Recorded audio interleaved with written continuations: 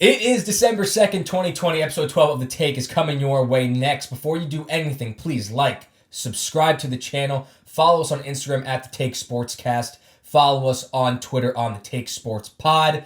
Mets signed a really nice reliever for their bullpen very early on at a very team-friendly deal. Steelers go for 11-0 today against the Ravens. They're playing at 3:40 because NBC feels like they need to air the Rockefeller Center Christmas tree lighting. A lot more next. College basketball we're hitting on. Michigan State Spartans are rolling.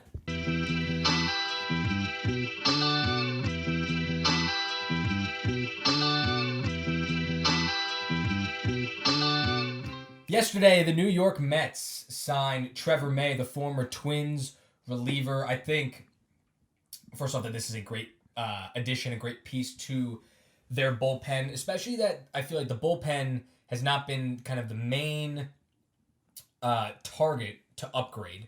I think among fans, we've been looking more of the Springers, the Bowers, JT Realmuto, Lindor, like all these other pieces. But I think the bullpen needs fixing. I think that May's a perfect start to that. I think that if the Mets can add another high leverage quality left-hander, because now they have 5 right-hand relievers, they'll be in good position. And I think the more and more I kind of try and mold what the Mets want to do, I think they're targeting more James McCann for catcher, and George Springer might be their top priority now in center field, and move on from Realmuto. I think that JT, his asking price is really high. He's 30. He is the best catcher in the league, but I think as Met fans, we kind of saw it with Piazza, and as a catcher, you're not gonna be able to do it for until you're 35, 36. It's just not going to work. And I think JT's going to want a contract around 5 to 6, maybe even a 7-year deal that's going to bring him into his age 37 year. And at what point is he going to really be that, gold glove, sharpshooting catcher that is agile behind the plate? So I think if the Mets can get McCann for maybe like a 2-year, 3-year deal, I think it's perfect. And then sign Springer long term. And maybe they move on to Trevor Bauer, something along those lines. I just think with all the noise that I feel like Met fans have been giving, when are the deals coming through? When is Steve Cohen and Sandy Alderson going to be making a move? I think Trevor May for 2 years at $15 million, it's perfect. And it's funny now that we are seeing the money this team has. Just kind of the overall, like I said, the overall picture of what this offseason might form into. This signing would have been like the last signing I think the Mets would have done. Like, you got Stroman with the qualifying offer, and you got Trevor May to bulk up that bullpen. If the Wilpon's still on this team, like, those are your 2 moves, and then you might have gotten like one more like bench piece or like depth piece. Now Trevor May is like a perfect, pre-game signing. And then the real show is about to come up in the next few weeks, few months. So now, moving on, a little more Mets, more SNY. I see it on Twitter, and I laugh at it every time. Andy Martino is a clown. He's a joke.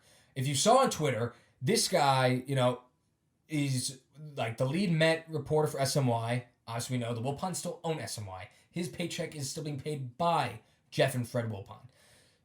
And he's basically just like a puppet to them.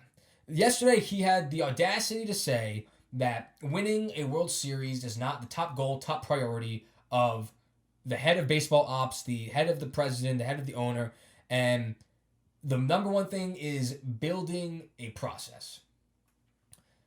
Okay, well, like, where the fuck's your goal then? Your goal is to win a World Series. And he's been able, or he's tried to, turn what Steve Cohen has said, 3 to 5 years, I want a World Series championship. I think it's a possibility. I think it's a good goal to set after and be aggressive and give the fans, something to really look forward to. He's tried to turn that narrative like as a negative, that like this is just not what, these good teams like the Yankees and Dodgers set themselves out to. The Dodgers have won one in the last, they finally won one since like the 80s. Yankees, they had one in 2009. Like, obviously that's not the number one priority when only, they just got their first one in, 20 plus years, and the Yankees have not been 2-1 in over a decade. I think that's absolute bullcrap.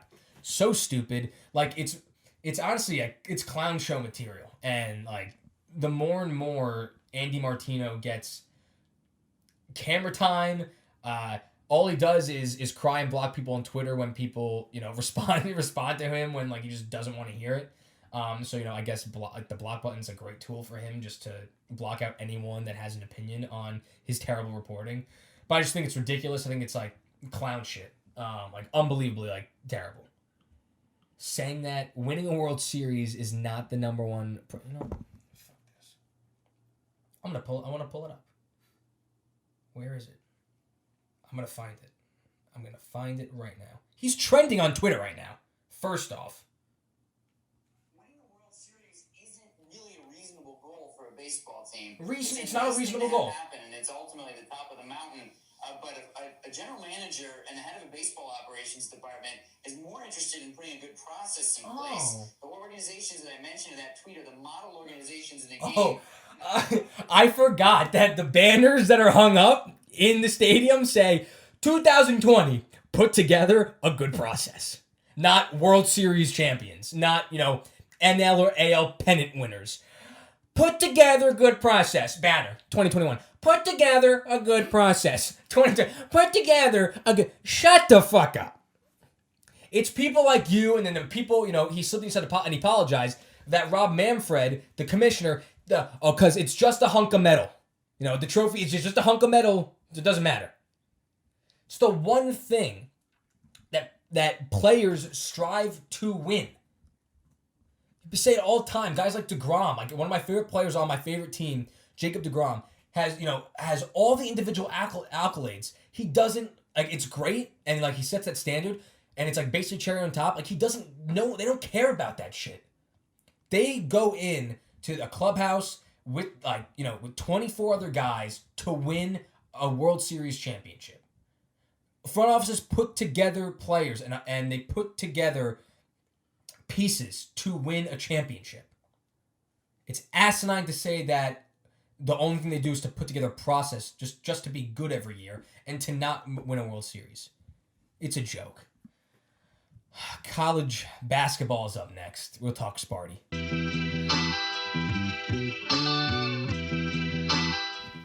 Now that the college basketball season has tipped off, I just wanted to talk about my team that I root for at the NCAA level, and that's Michigan State. They're number 8 in the country, and they just beat a number 6 Duke team at Duke for the first time in program history that they beat Duke at Duke.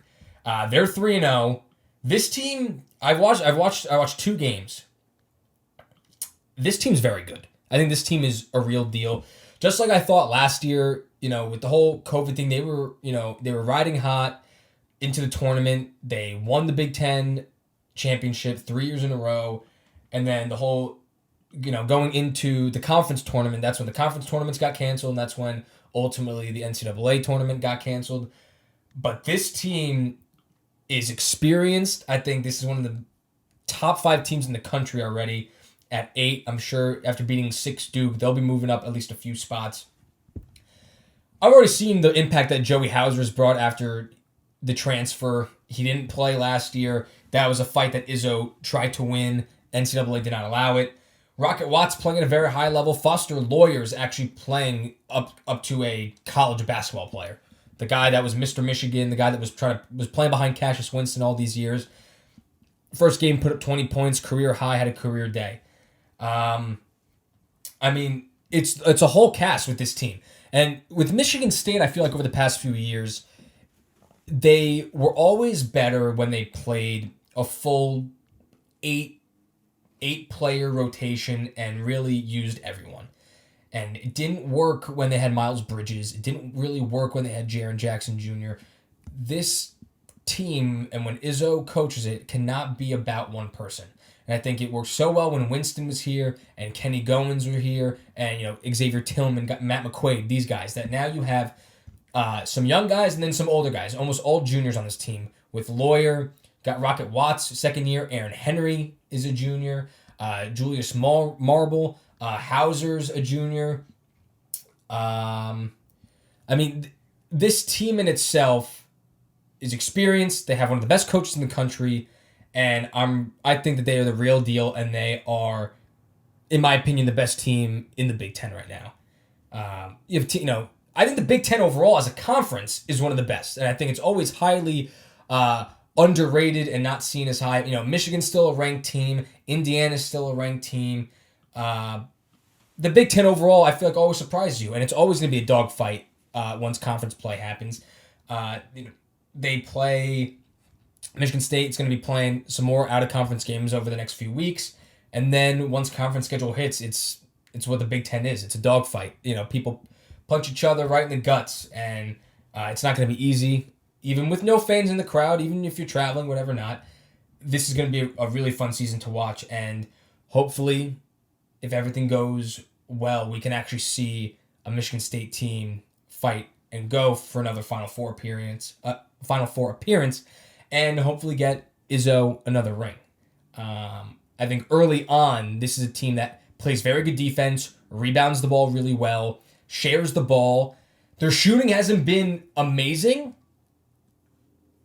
but when you have guys deep in your rotation like Gabe Brown, who can come off the bench and give you 4 threes off the bench, who's tall, a long guy. Got a guy in Josh Langford that is finally back, a senior who has been off the court for 2 years, was part of those, the real dynasty, I guess, quote unquote teams, when you had guys like Cassius Winston and Bridges and Jackson, that now he's finally being able, it's just another really good feel-good story. I didn't think he was going to come on back on the court. I thought his career was over.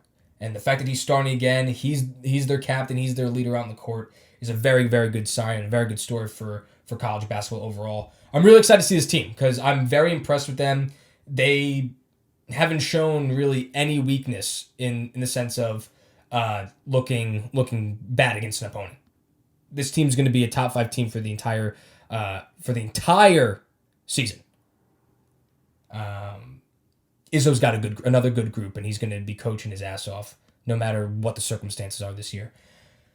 NFL up next. We'll get into Week 12. Steelers, Ravens, Jets still winless. Giants 4-7. They're in first place. It's coming up next.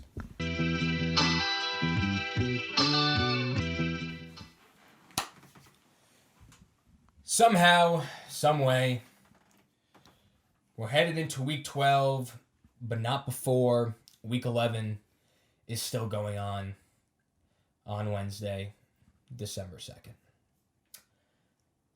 First things first, the game that's being aired at 3:40 p.m., Ravens-Steelers, was supposed to be the primetime Thanksgiving game. We are on Wednesday, the week after. What the fuck are we doing? Well, fuck the NFL. The NFL is just spoon-feeding the Ravens anything they want. They made the Broncos face probably the best team in the NFC in the Saints this past week, having to bring up Hinton off the practice squad, the old Wake Forest quarterback. The kid went 1 for 12 completion, and they scored 3 points.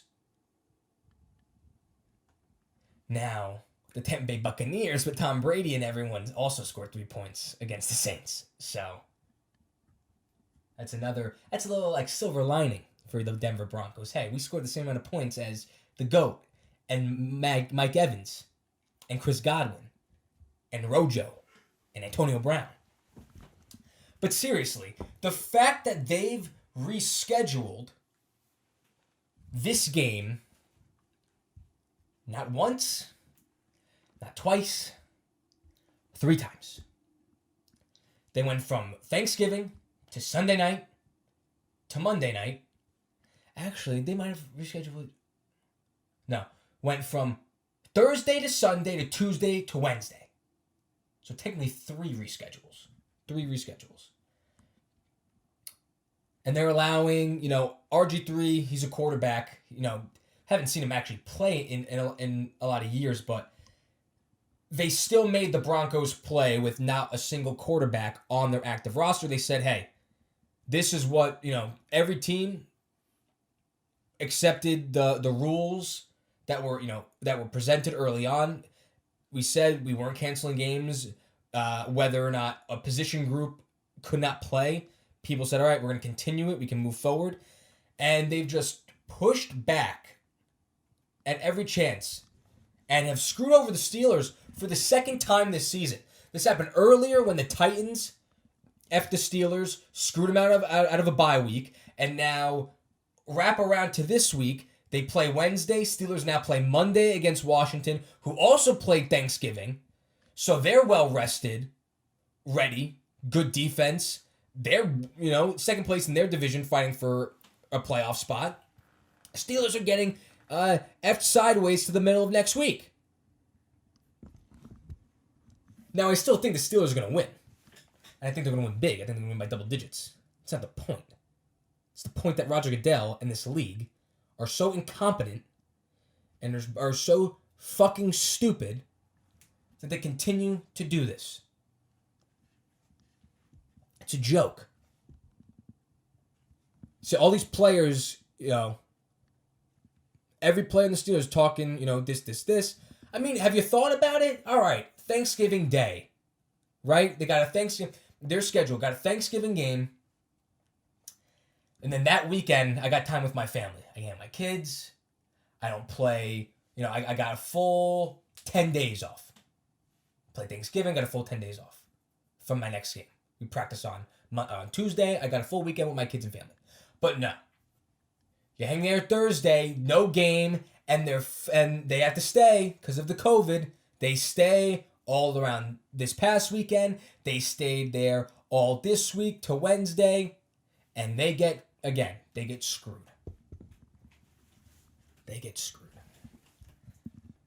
But they played 3:40 today. Got get the game out of the way because of the Rockefeller Christmas Tree lighting and NBC's commitment and dedication to making sure that is aired on television. No one wants to see football at 8 o'clock. No. And we don't have a game tomorrow on Thursday night either. Instead, I gotta watch, which, it's not terrible, but you got Sunday night, 2 Monday night, and 1 fucking Tuesday again. Watch, we're not gonna make it. This season's in jeopardy. I don't know if they're gonna come out scot-free. Who knows? Maybe a week. I'm sure a week 18 has been discussed around the league for makeups. They can't be doing this every week. They can't be pushing these primetime games wraparound and basically have Steelers are just playing, every Wednesday now. Wednesday, Monday. What if Monday gets fucked up? Then they play Thursday. They're not gonna play. They're not gonna play another Sunday again.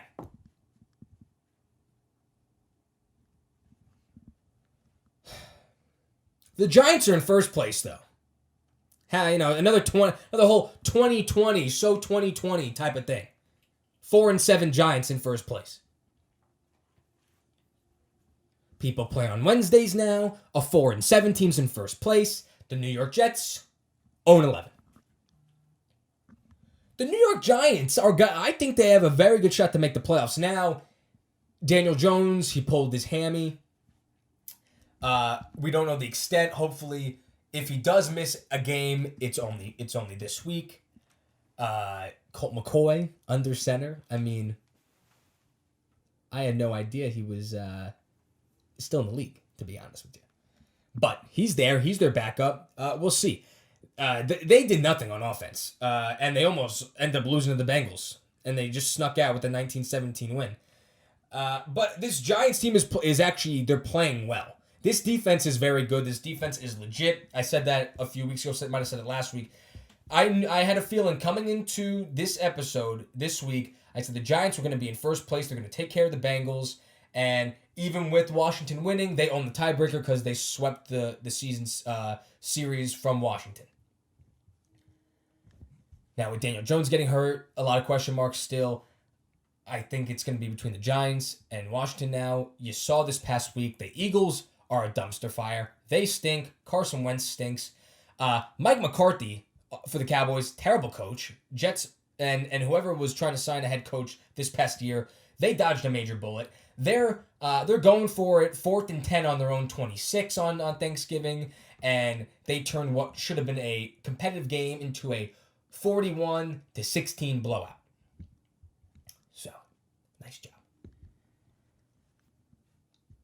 Jets 0-11, Steelers 11-0. That's all I got for the NFL today. So if I keep talking about anything else, I'm going to blow my fucking brains out. Steelers go for win number 11. Going to be undefeated by the end of the day. Minute against the spread. Nick's best bets coming up next.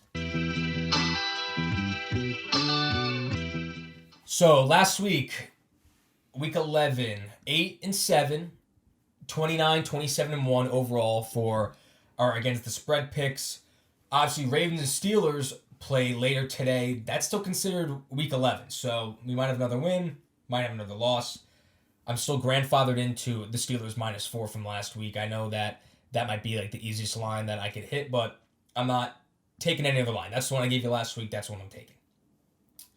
So 8-7 week 11. We're going to go for week 12. Minute against the spread starts now.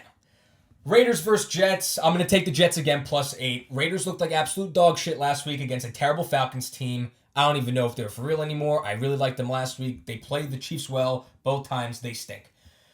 Saints -3 versus the Falcons. Saints are rolling. Taysom Hill, he continues to win, continues to get the job done on the ground. Really like what he's doing. Bears -3. I just think the Bears are going to win by 3 because the Lions, again, absolutely suck. Browns Titans. I'll take the Titans -5.5. They're rolling a really good win against the Colts last week.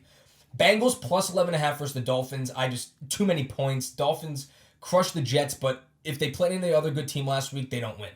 Jags, Vikings -9.5. Again, these matchups, bad teams against bad teams, but I'll take the Vikings -9.5. Colts -3 at Texans. I'll take the Cardinals +3. Home against the Rams. I like a home dog. I'll take the points all day. Seahawks -10 against the Giants. Don't know if Jones is going to play. Probably won't. It's going to be Colt McCoy. Packers -9.5. Eagles have so many problems. Carson Wentz stinks like doo-doo right now. Chargers, I'll take the pick 'em at home against the Patriots. Chiefs -14. Again, don't know the quarterback situation. 2 touchdowns is a ton. Doesn't matter to me, though. Washington, I'll take +9.5 against the Steelers. Reason why. Steelers haven't even played week 11 yet. And, short week, they're going to be playing Monday night. They're getting screwed. The NFL is screwing and ass-fucking the Steelers all fucking year. I'll take the Bills -3 away at the Niners. Cowboys, Ravens, that line has not released yet. Obviously, it went way over 130 first time. I actually gave you some analysis in my first looks. Cowboys, Ravens, no line yet. Obviously, Ravens and Steelers. Again, how do you bet a line when you haven't even seen the team play before? Who knows with the COVID list? Ingram and Dobbins should be back next week. I'm sure Lamar comes back next week. I'm sure most of the starters come back next week.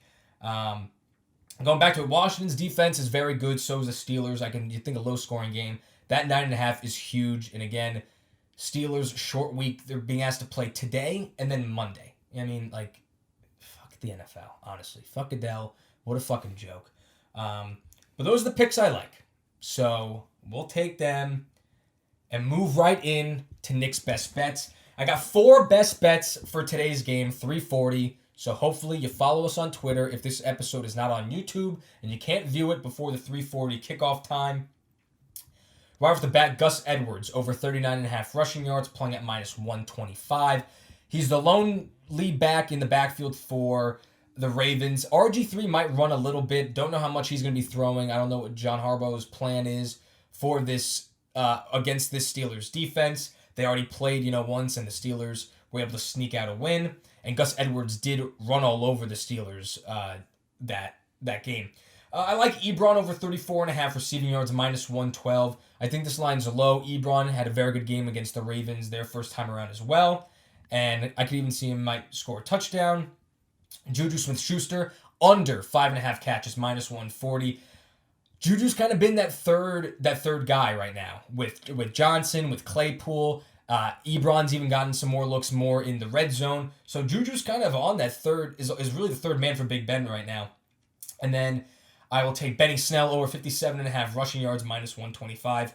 I think the Steelers are going to run and try to establish the run early and often. I don't think Big Ben's going to surpass over 250 passing yards, to be honest. I know his over-under might be around 270 right now, so I'd lean more towards the under on that. But I definitely think the Steelers are going to try and run the ball. I think they're going to have a lead for almost the entirety of the game, and they're going to win by double digits today. They're playing backups, third strings, practice squatters, no Lamar Jackson, no Mark Ingram, no J.K. Dobbins, no Mark Andrews, no Willie Snead. Half their linebackers are out. This Ravens team is going to stink more than they have in the last 5 weeks. They're frauds. I told you this last week. They're frauds. They stink. Lamar Jackson can't throw the ball, and he's not even going to be playing this week. Steelers are going to be 11-0. 11-0. And they're not going to have to sweat it. I'll give you, 3 Justin Tucker field goals and 4 Steeler touchdowns.